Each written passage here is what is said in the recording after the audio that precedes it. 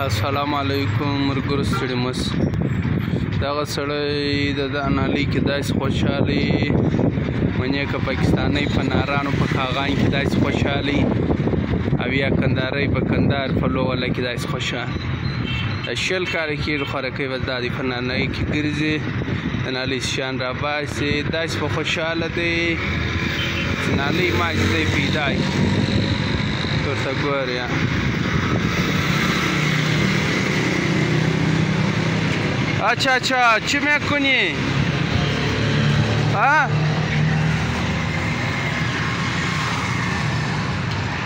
क्या करी बता था नाली डिप्टी डी रना वाला द 15 के हाँ